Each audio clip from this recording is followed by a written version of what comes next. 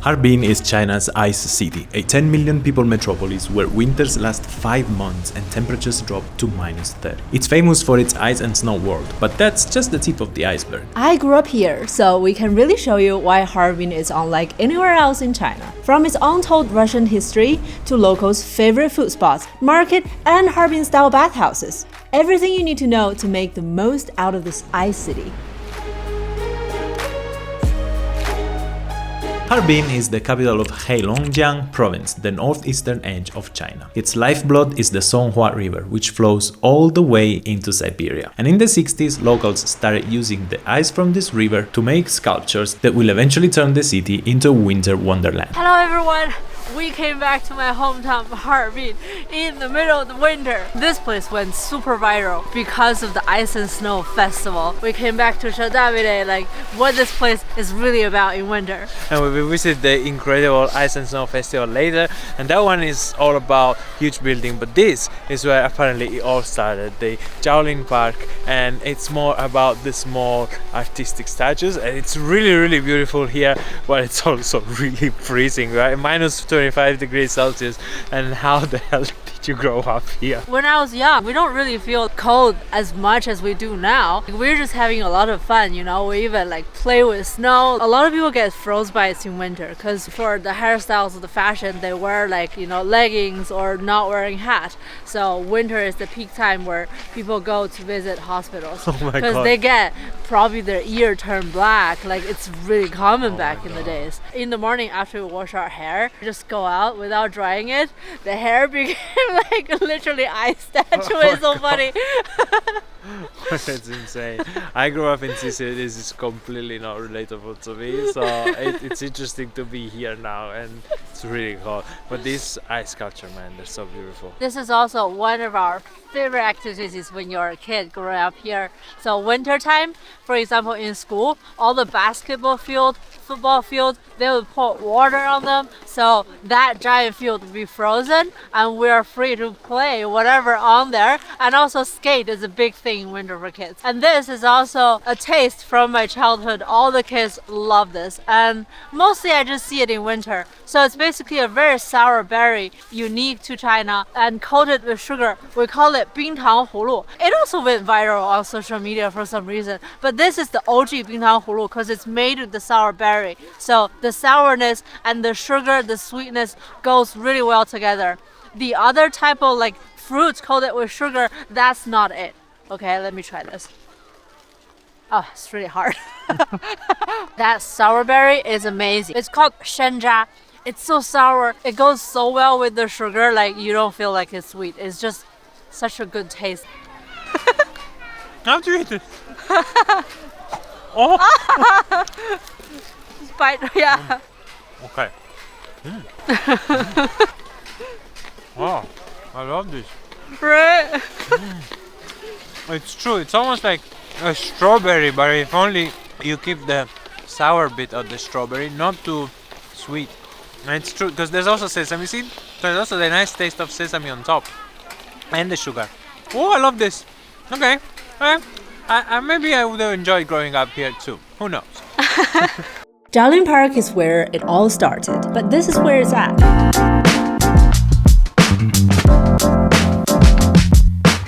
The Harbin Ice and Snow World. It covers over 1 million square meters, bigger than the Forbidden City in Beijing. This place is truly jaw-dropping. It has snow sculptures several stories high, but the real stars are the buildings. These are life-sized palaces, towers, built entirely out of ice bricks. There are even ice replicas of historical Chinese monuments. Over the years, it has evolved into a full-blown theme park. There are stages for concerts, ferry wheels, and all sorts of entertainment shows. And of course, one of the top attractions, these slides. They are over 500 meters long. It functions like a real city. There is a fully operational post office made of ice where you can send postcards back to the warm world, and they even added a reproduction of your typical Chinese 3D billboard screen. Every year, the world's best ice artists compete, and their work is incredible. We found the ice sculpture competition. It's an international one. There's teams from all over the world, and they're so beautiful. Yeah, the style, I feel like, is different from back in the days. People's aesthetics are changing.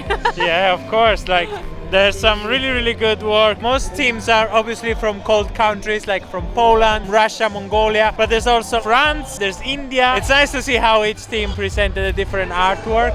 The US brought a Joker. That Joker is actually famous on China's social media. Oh really? Yeah. Oh yeah, well that was made with the US.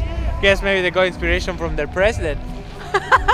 The winner of the international competition is this ice sculpture from Team Russia, and it's beautiful. It's a child lost in the forest staring at his smartphone. There are little messages like, "Deep sea, are you my friend? How do I tie my shoelaces?" It talks about how kids nowadays are slave of technology and are forgetting how to do the most basic thing and to be kids again. It's a really nice message, I think. It's easy to forget that this is all water and it's gonna melt, but sometimes you're reminded of it and you can't help but asking, how do they build it? The answer is in the river again. Every year, about 1,000 workers use a specialized machine to extract ice blocks from the river. They really work hard and fast. As crazy as it sounds, it only takes them about 15 to 20 days to build the ice city, and then it will melt in a couple of months. But the Ice and Snow Festival is just the tip of the iceberg. Harbin has an incredible history that makes it completely stand out from all other cities in China. If you look around Harbin, you will almost forget you're in China. I mean, look at this. The city looks Russian because it was built by Russians. In 1898, the Russian Empire got this part of the country as a concession from the Qing Empire to build a shortcut on the Trans-Siberian Railway to connect the cities of Chita and Vladivostok. And this, before 1898, was all just a swamp. So a lot of Russians moved in to build the railway. A lot of railway workers from Russia moved in, a lot of Russians businessmen to support those railway workers. And shortly after, the Russian Revolution happened, so a lot of the so-called white Russians that wanted to escape the Soviet Revolution came here as refugees. And those were all aristocrats, intellectuals. So throughout the 1920s, this place became flourishing with intellectuals from Russia. So you had ballet, symphony, orchestra, a lot of musicians. At some point, this place was culturally more Russian than Russia itself. Because in the meantime, during the Soviet Revolution, the communists were trying to dismantle the old Tsarist culture in Russia, but here it stayed, it survived as a snapshot of the Russian era, and it still does in a lot of buildings. I mean, look around you, it's crazy.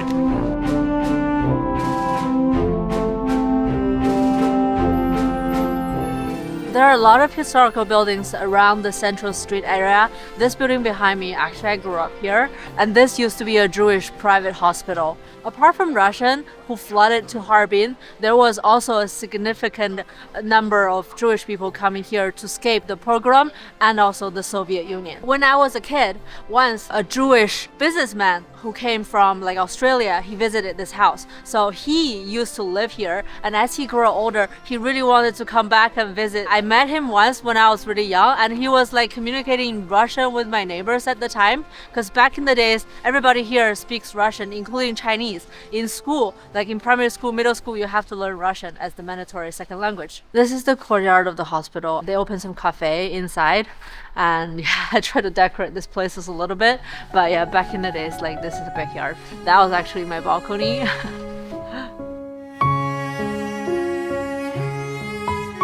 And the building behind me is actually a symbol of the golden age in Harbin, you know, the early 20th century, but also has a very dark history. So this is the Hotel Modern, or Madyar in Chinese, Madyern in Russian. And this was founded by Joseph Kasper, a Russian Jewish. It's a symbol of those times. It's one of the most beautiful buildings. It's a luxury hotel, it's a 4-star.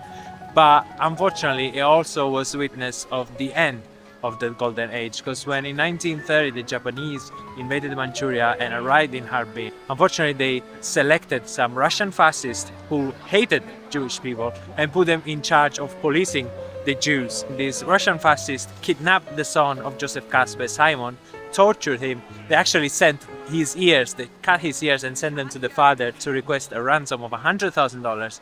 He refused to pay, and they killed the son.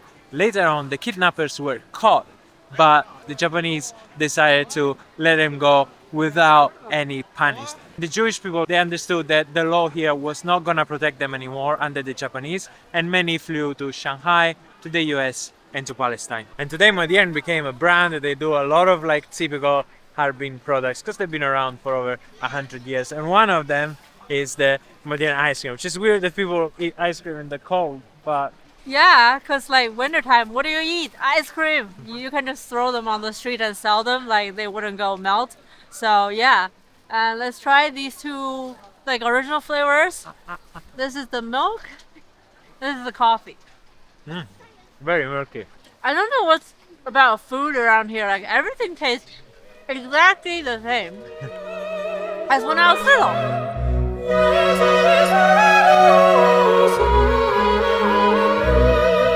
The whole northeast region, 3 provinces, including the Heilongjiang province, went through a whole economic uprise through the 70s to the early 2000s because the country's whole heavy industry was based in here, and that was the most prosperous industry. This place is basically an example of that economic boom. We are currently at the Chinese number 6 pharmaceutical company. It spent almost 1 billion RMB to build this extravagant office building in the European and Baroque style, and hiring a Russian architect to complete this place. So much childhood memory in there, and I heard other Chinese people were saying the same thing because they have this famous product, which is a calcium liquid drink, and they put advertised on television, and everybody was drinking that at the time, and me included. I was having it regularly, and also my mom. So basically, that's the peak of the Harbin and the whole northeast economy. And after that, I think we're going through a downturn ever since. And that's also the reason like why you see like Dongbei people in the south of China, a lot of them, like because there's a mass migration, like young people couldn't find good job here, so they go to the south and warmer place to seek better opportunities. And here also is the place where we had the lowest birth rate in the whole China. Yeah, I was reading that the Northeast is basically emptying out, and it used to be prosperous in the industrial age, but now the China economy is moving away from heavy industry and more into high-tech, service-based internet.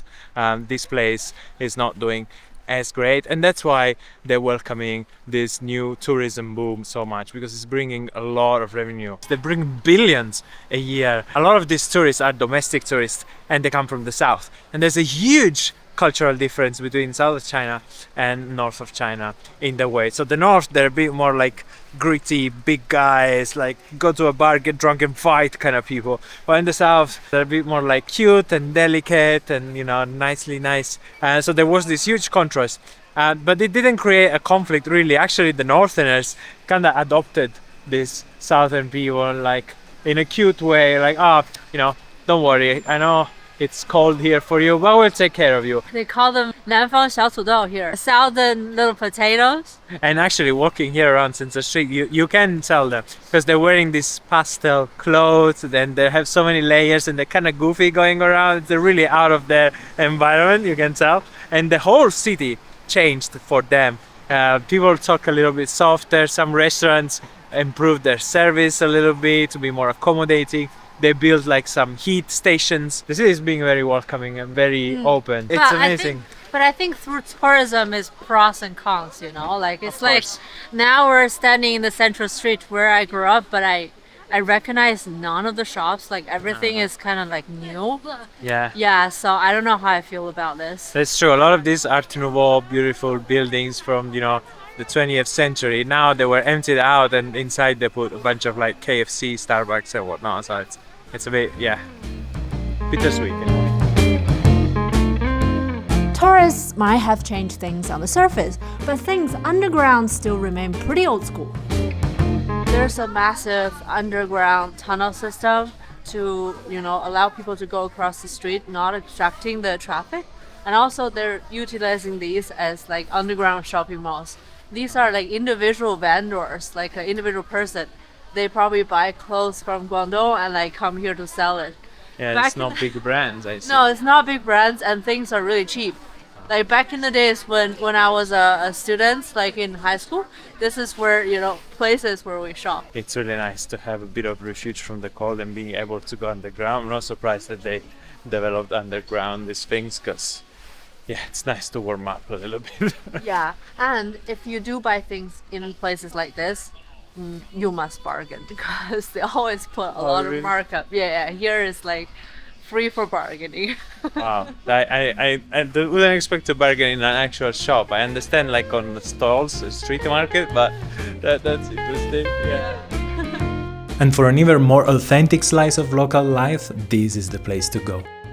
It's 7:40 a.m. and it's actually late for the morning market. It closes at 8. What time do they open? At 4 or 5 a.m. 4:30?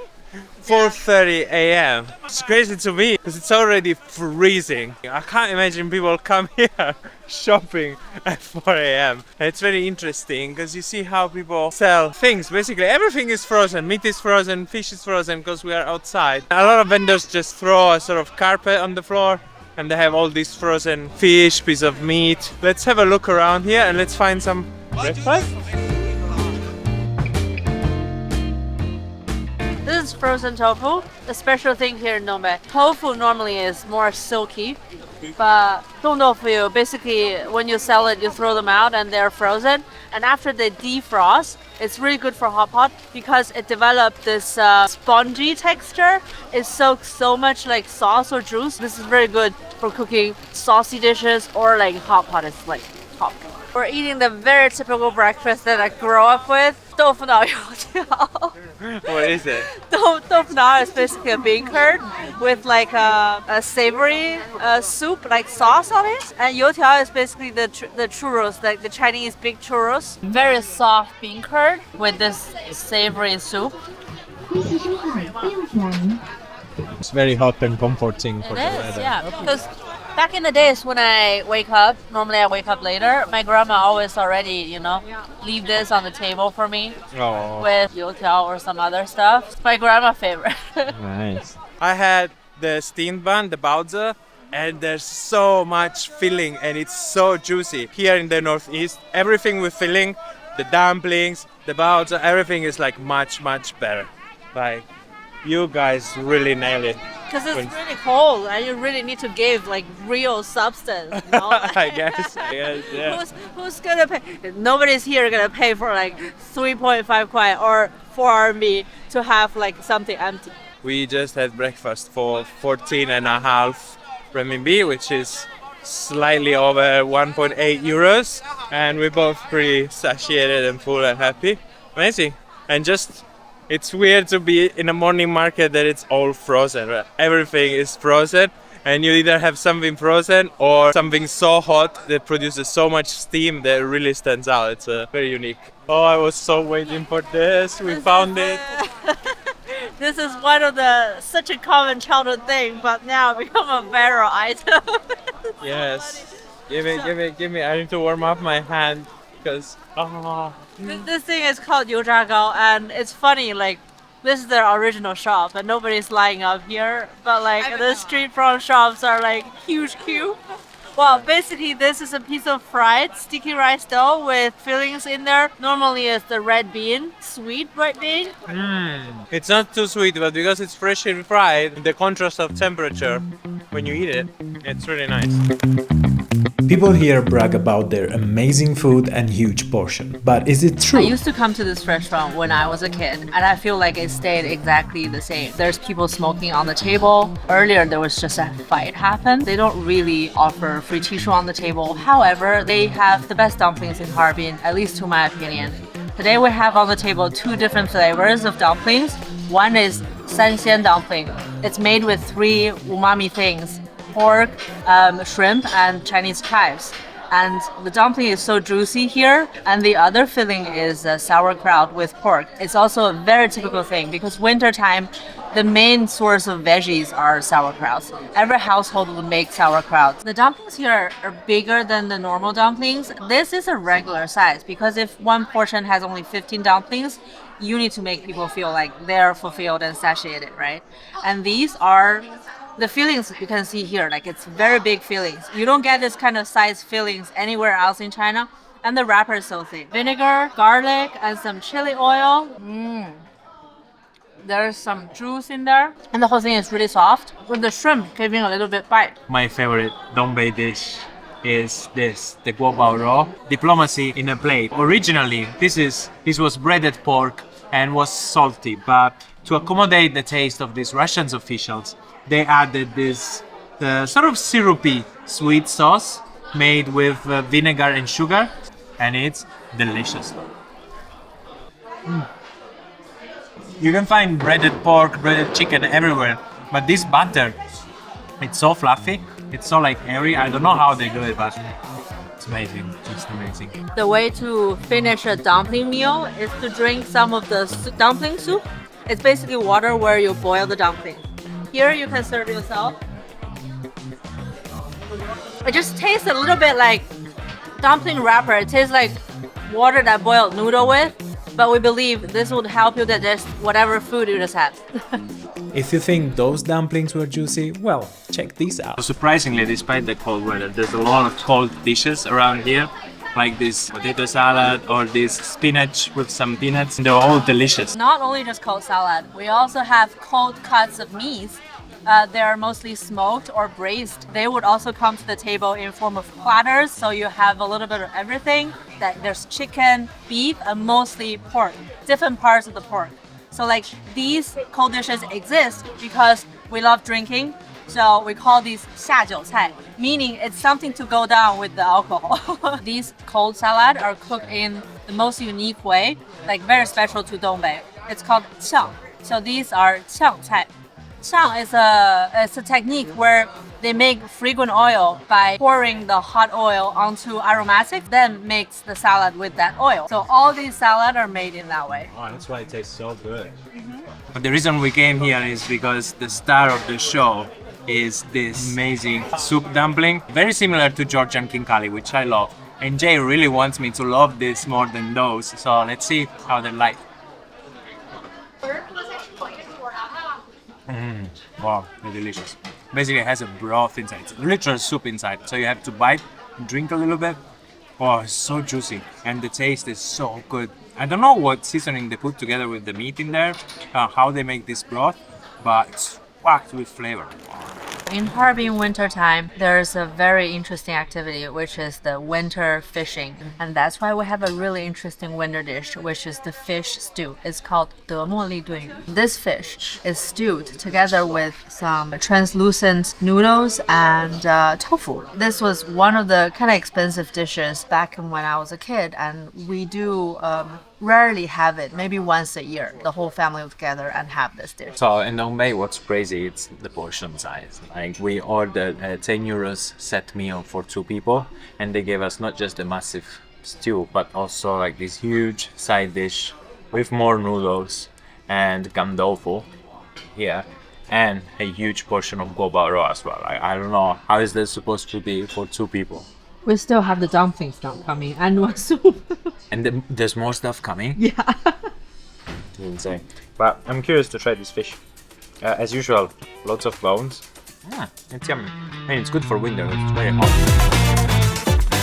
Just one last bite before we show you how people spend their winter nights. So now we're at the university area, one of the night markets for students. If you're in China, usually night markets around university areas have the best street food at a very good price. We saw a lot of people gathering in front of the shop, and of course, it's the Dongbei special 烤冷面.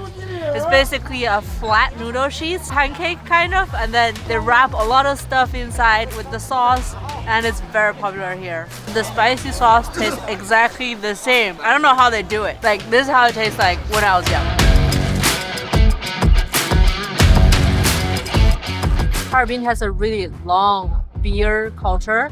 The first brewery in China was actually opened here in the 1900s by a Polish guy. He was making the beer to supply the railway workers here. There's a big drinking culture around here. Also because of the cold, there's like many microbreweries nowadays around. So we came to one of those today. But today we're not having Harbin beer, we're having some IPA and craft beer from this microbrewery, which tastes pretty good. I got like one that is award-winning, and Jay got one from Longjing with Longjing tea. If you remember, we went to Longjing Tea Mountains in Hangzhou, and it's really nice. You can really feel this like culture of like going out, these small bars everywhere. It's really, really cool to hang out here. And the bar food feels very like Russian, like we have all this sausage and barbecue meat.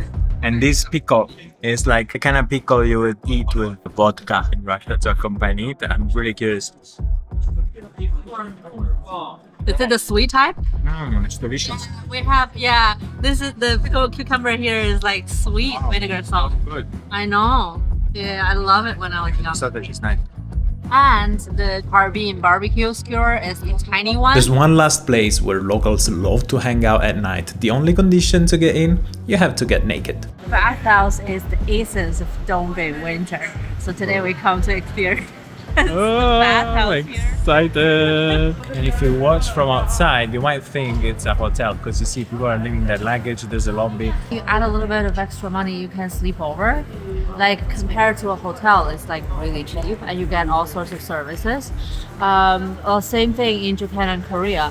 Matter of fact, did spend a night in Korean bathhouse just to experience that. A bunch of people do that because it's way cheaper than hotel. Yeah. There's there's a lot of like sell to door, the little potatoes who are leaving their luggage and spending the last night here before departing tomorrow. So let's go. Let's show you a little bit how it's like.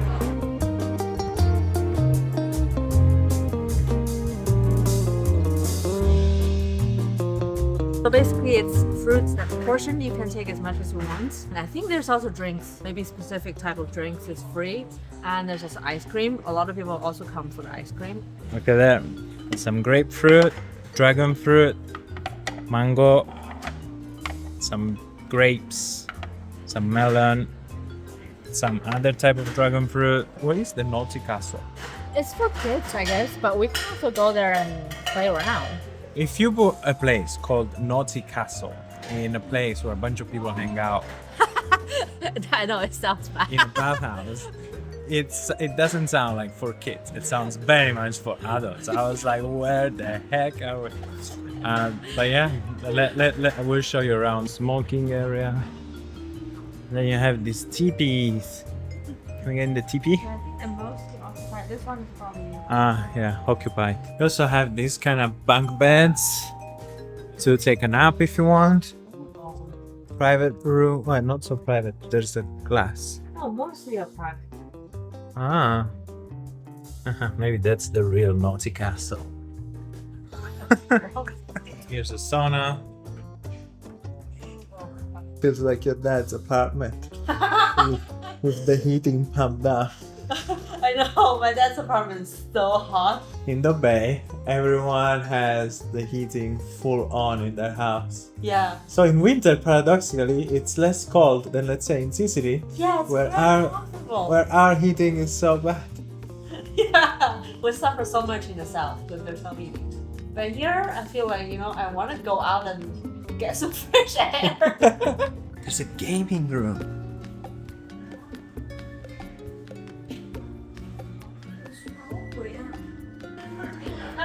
Someone's working. Yeah, so there's also places to work at. Now we're currently working on a guide for Harbin. So featuring the place that we've been, the places that we also recommend for you to be, and the things to eat and entertainment places to go, including this place. So if you want to make the most of your time in Harbin, you can find this guide up here or in the description below. It's almost midnight. And we've been just chilling, we watched some TV shows. Yeah. The bar is still open until 1 a.m. The fruit and ice cream. You can stay until 4 a.m. if you want, and then decide to sleep over. And we were doing the math. How much it cost us per person to be here all this time? About 60 RMB. So 8 euros per person. And then if you tell them in advance with the ticket, you can sleep even. Yeah. They just need to know if you're gonna stay, because I guess the bed available is like, limited. So with 8 euros a night, you could spend some time here. And you will get unlimited fruit, unlimited showers, hot tub. It's better than a hostel, and it's cheaper than a Absolutely hostel. better than a hostel. You just don't have where to store your things. You could live here. I wonder if some person has ever be like, I'm gonna move from bathhouse to bathhouse. I mean, it makes I sense. know people who live in, this internet cafe. Sometimes, like in Japan as well, internet cafe has like chairs that can also, become a small bed. Like the So- gaming place. Yeah, the gaming places. Sometimes they have a tiny cubicles, like they extend the chair as a bed, Wow, and they can leave their things there because internet cafe you pay on hourly basis. You just pay for 24 hours. Wow, Those are affordable. that's cool. That's the alternative accommodation. Think about it. Harbin is just the start of our exploration of the freezing north. On our next video we'll take you to a bizarre town where Russia, Mongolia and China meet, and then drive through frozen lakes and deep into the steppe to track down the last hunters and reindeer herders of the Ailoguya tribes. Subscribe because we're truly gonna take you where very few people have been.